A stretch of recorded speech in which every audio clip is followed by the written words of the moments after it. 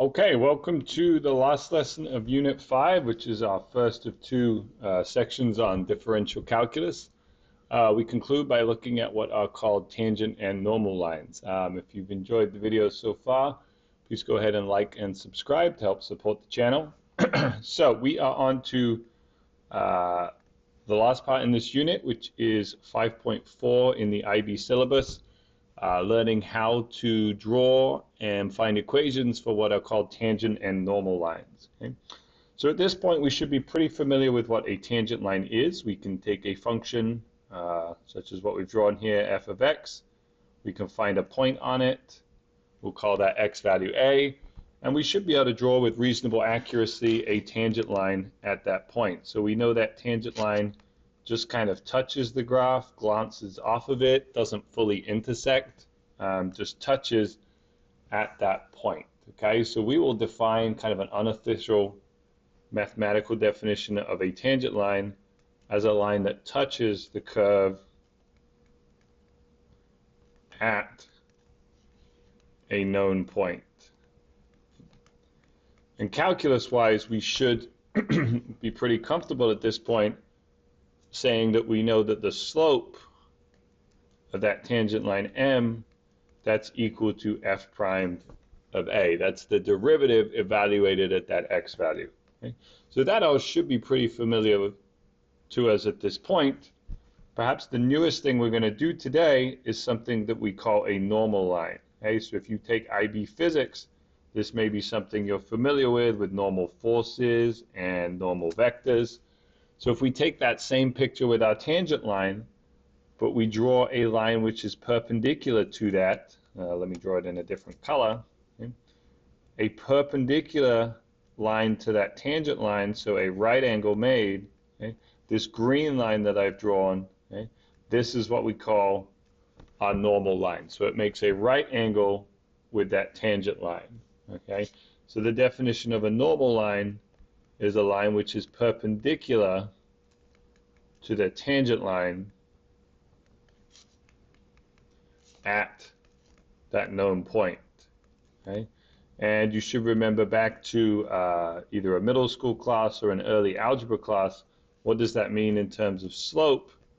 That means the slope of that green line is the negative reciprocal or the opposite reciprocal of your tangent slope. So think about flipping that slope over from your tangent line and negating it. Now, we will be interested in finding the equations of these lines, given that we will likely know the slope from the derivative and that point that it goes through, a, and then its y value, f of a. We will be working a lot with the point slope form for the equation of a line, which you should remember, or you can find in the formula booklet. That's y minus y1 equals m, which is your slope, x minus x1. So we'll be using that a lot today, so keep that at the front of your mind.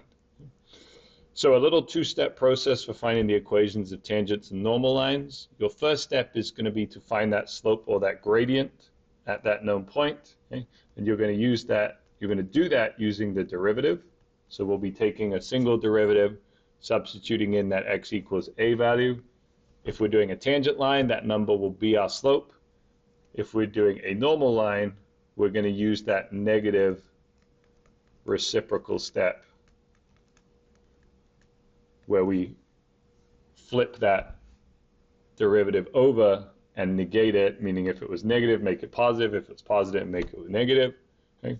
And then we're going to use that point slope form with our derivative and our known point in order to build the equation of our tangent and normal line. Okay? There's quite a few steps involved here, so you can expect quite a few marks in an IB style exam question. The good news is that usually means plenty of partial credit, which we can pick up along the way as long as we show all our steps. Okay? So we'll dive right into an example here.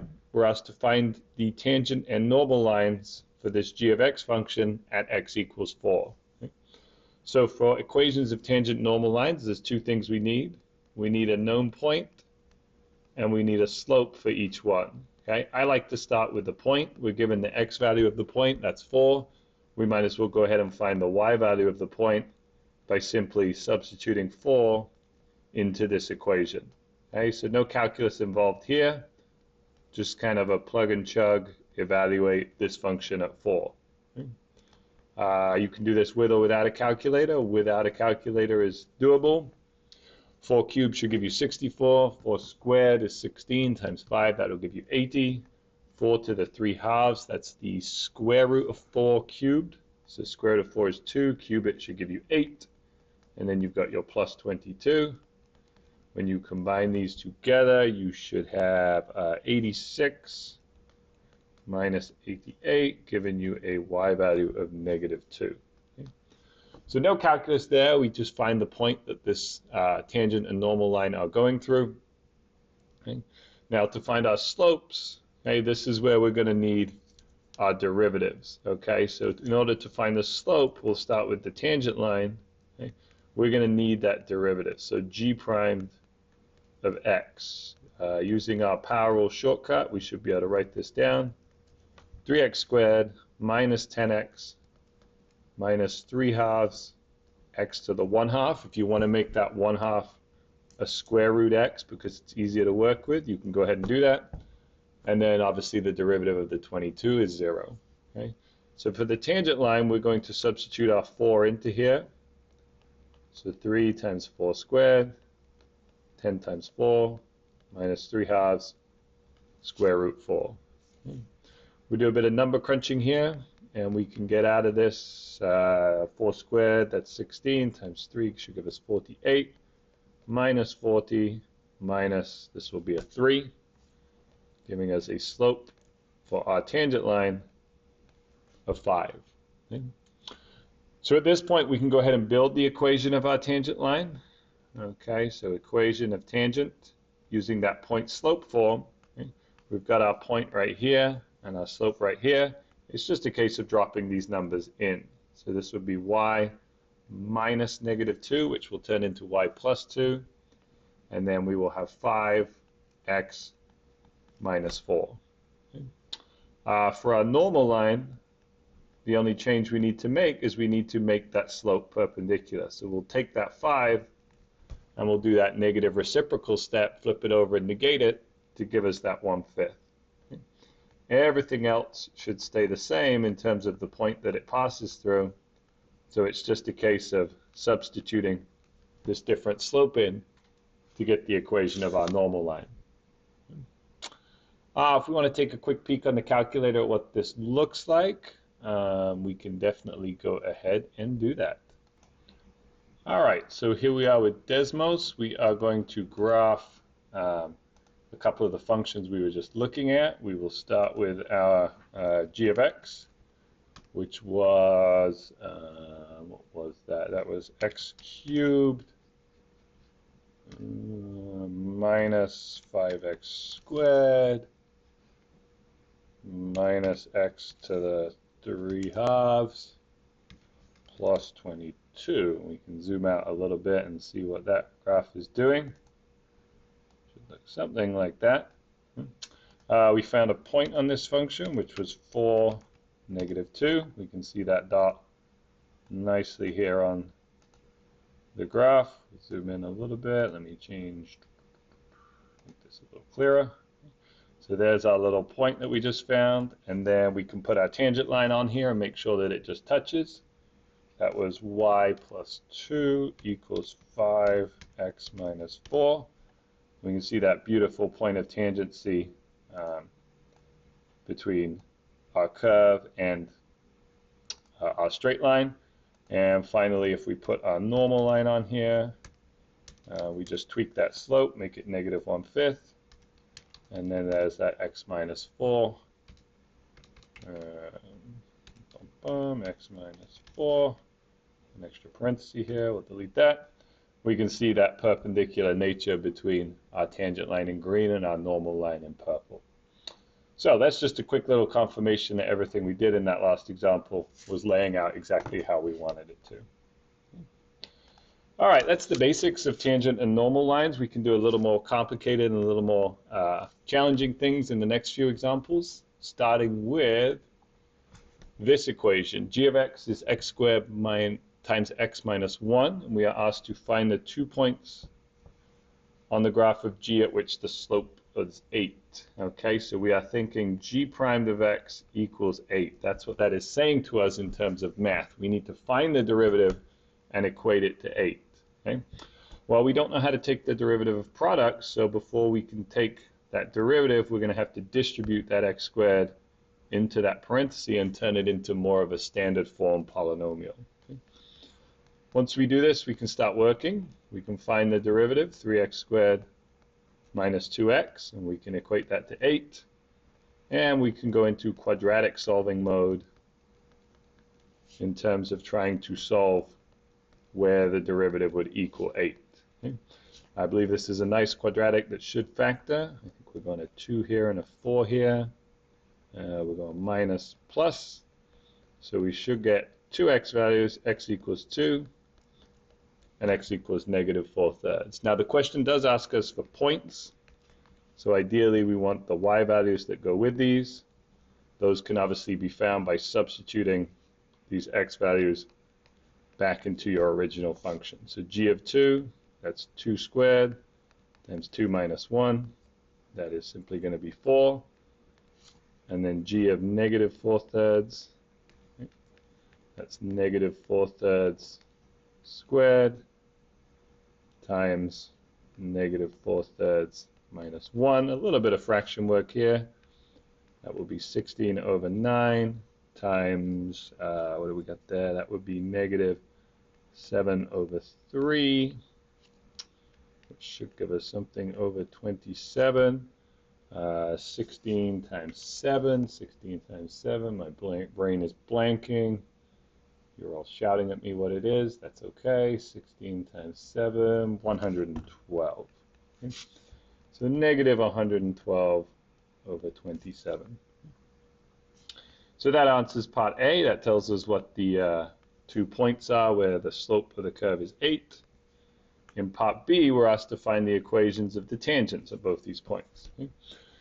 So we have the points. Oh, highlighted just the x values. I want the whole points. We have the points. For the equation of a tangent line, we also need a slope. So you might be tempted to substitute these back into the derivative, but you can save yourself the work because you know the slope is going to be 8. That's where these points came from. They came from us setting that derivative equal to 8. So it's pretty clear that when you substitute them in, you will get out 8. Okay? So you can save yourself that work and really just write out what these 2 equations for these tangent lines should be by using that point slope form and substituting in your y1, your x1, and then obviously your 8 as your slope. Okay? So this is really a straightforward problem, especially if we can make that connection between parts A and parts B. All right, leveling up a little bit more, getting into kind of a medium standard level problem. We're given a parabola here, 1/4 x squared. We're asked to find the equations of the 2 normals at these points, and then show that the point of intersection of the normals is on the parabola. So conceptually, this is quite difficult to kind of understand. So I will always recommend trying to sketch what's going on here. Okay? So we should know how to graph, or at least sketch 1/4 x squared. We know that's going to be a parabola that's very, very wide. Okay? So we've got a very, very wide parabola, symmetric about the origin. That's our 1/4 x squared. Okay? And we're being asked about the normals at negative 2, 1. We'll put that right over here. And then negative 4, 4. Okay? We can think about the tangent lines here would just touch in red, and then our normal lines would be perpendicular. So we'd have a first normal line here in green, and then we'll draw a second normal line kind of here in purple, looking more like this. Okay? So obviously these lines are not parallel, and they're going to kind of continue out to the right, okay? And eventually they're going to intersect. Okay? And the claim is in part B that they're going to intersect on this parabola. Okay? My drawing's not perfect, but it's really just serving to place these items and make connections in my mind when I get to that point. Okay? So, excuse me, part A is very simple, equations of the normals. Okay? First thing we need for the normals, we need the slopes. In order to get the slopes, we're going to need that derivative. So we'll do dy dx just to mix up our notation. That's going to be 1/4 times 2 times x, which will simplify to 1/2 x. At our x values, so at x equals -2, we know that dy dx will be 1/2 times -2, which is -1. We then want the perpendicular slope to that. We can use this little perpendicular symbol that's understood by IB examiners. Perpendicular to that, if you opposite reciprocal that -1, you should get out a 1. So the slope of our green line, that should have a slope of 1. Okay? We'll repeat for x equals -4, dy dx at -4. That's 1/2 times -4. That's going to be -2. Again, perpendicular to that, that should be a slope of 1/2. So our purple line has a slope of 1/2. Part A, Ross, is for the equations of the two normals. I'll color code these up. So the first normal, the green one, that equation is going to be y minus 1 equals 1x plus 2. You could leave your answer in that form at this point, but especially considering there's another part of the question, I would at least drop that parenthesis and remove that 1, given that we can imply that without the use of the parenthesis there. Okay? You can put it in slope-intercept form, but given that the question doesn't specify, we are okay to leave it like this as well for part A. Okay? The second normal line, done in a very similar way, that is y minus 4 equals 1/2 x plus 4. Okay? And again, we could simplify that one, but we can also leave it to complete part A. Part B is where things get a little more exciting. We're asked to show that the point of intersection of the normals lies on the parabola. Okay? So how do we do that? The first thing we need to do is find the point of intersection of the normals, POI of normals. So we need to find where these two straight lines cross over. Well, we've basically built a system of equations here. We've got two equations, two normal lines, and two unknowns, x and y. How we choose to solve this is up to us. I would put these into slope-intercept form if it was me. So I would turn the green one into y equals x plus 3. And then the second one, I would distribute the 1/2 in. So 1/2 x plus 2. And again, put that into slope-intercept form. Y equals 1/2 x plus 6. Okay? Now you can either set them equal to each other, or which is essentially doing a substitution. So if they're both equal to y, they must equal to each other. That'll give us x plus 3 is 1/2 x plus 6, and you're into solving a linear equation. I like to multiply both sides by 2. So 2x plus 6 is equal to x plus 12. It gets rid of all the fractions for me. It's now pretty easy to solve this. Just move the 6 over and the x over. We'll get x equals 6. We can substitute back in to either of our two earlier equations to get the y value. I'm going to pick the first one. So 6 plus 3. That should equal 9. Okay? So our point of intersection of the two normals is 6, 9. Now, the question asks us to show that this is on the parabola. So how do we show that a point's on a parabola? All we need to do is substitute in the x value and make sure that the accompanying y value comes out. Okay? So we'll take that parabola, 1/4 x squared, we'll substitute in our x value, which is 6, and we just need to make sure that 9 comes out. Okay? And 6 squared gives us 36 times a 4th. That gives us the 9. We can do our 3 little dots for our therefore. 6, 9 is on the parabola. All right, and that's how we communicate to the IB that we've shown that this point is on the parabola. Okay. A little more difficult question, kind of medium in difficulty. We'll finish this section and this unit with a little more of a challenge problem. So this is definitely a harder IB question, especially at standard level. The tangent at point P on this curve passes through the origin. Find the coordinates of point P. Okay? So very unstructured here, quite a short instruction. Okay? We don't know how to start, so we'll go to what we always do, which is we try and sketch and place things in the hope that we can make some kind of connections here.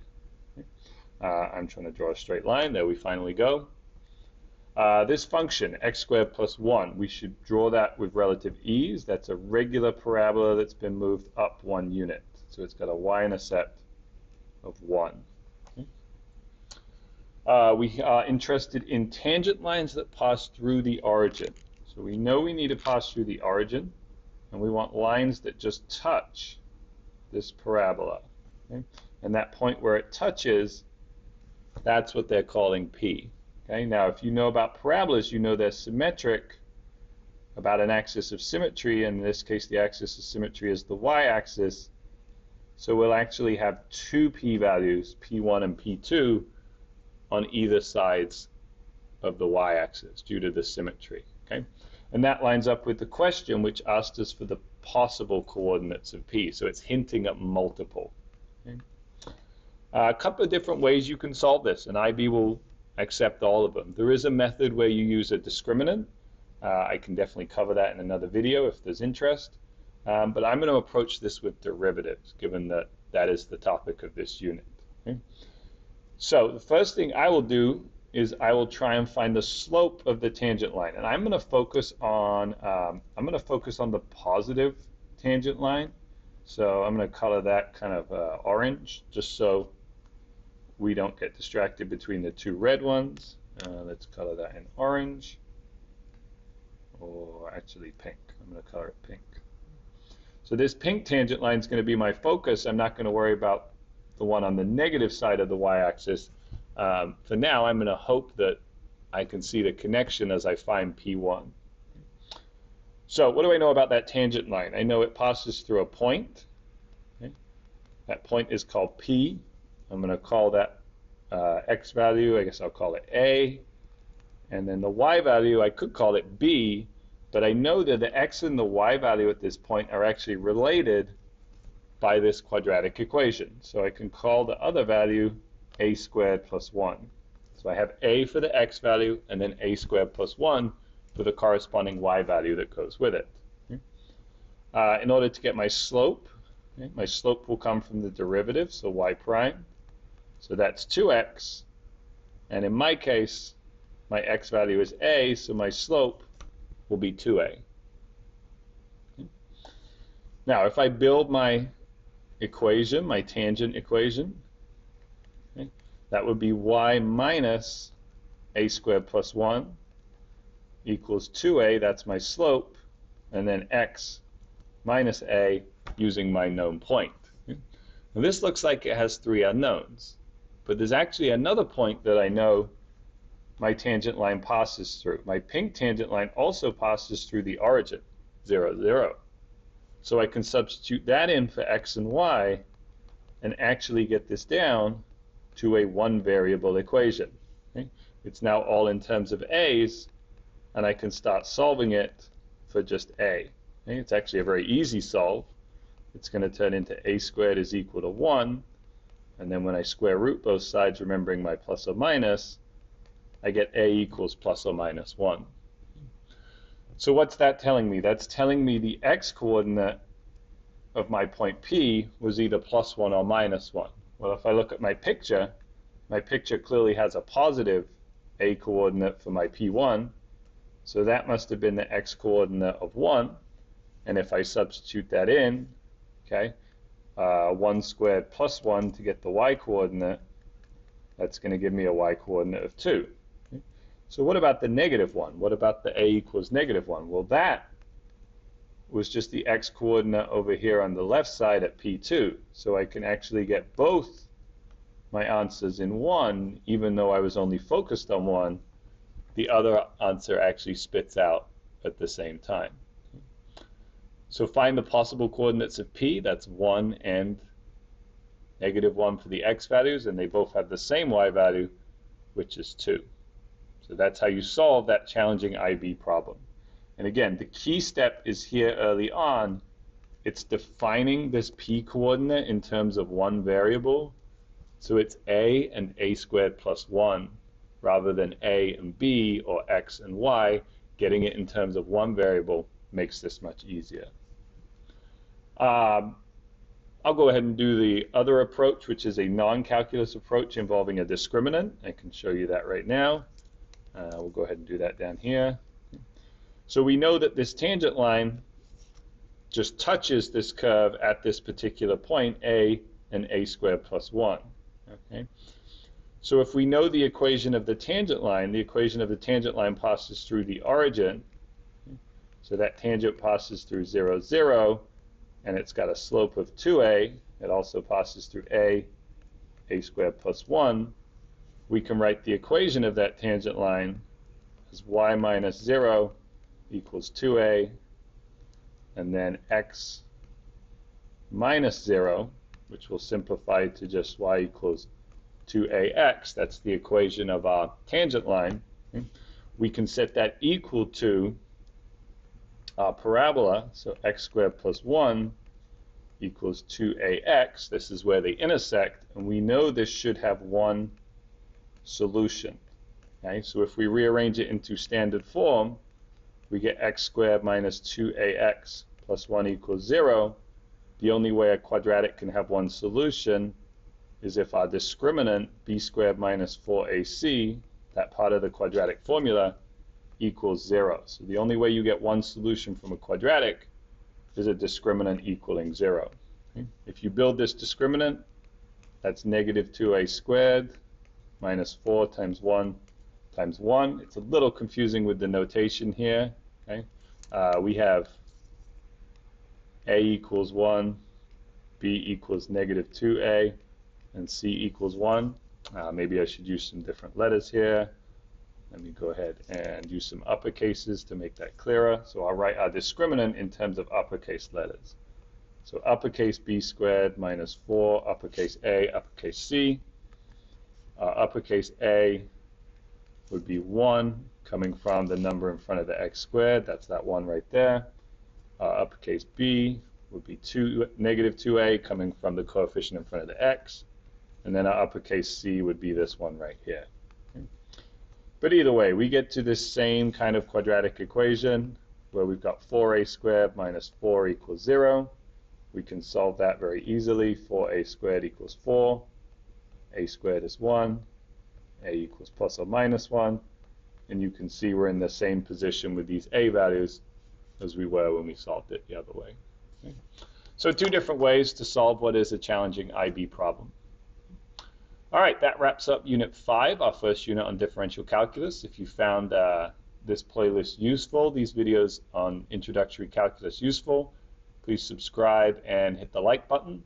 And we look forward to seeing you in Unit 6, where we do more derivatives, derivatives of more functions, trig functions, exponential functions, logarithms, as well as rules including product, quotient, and chain rule.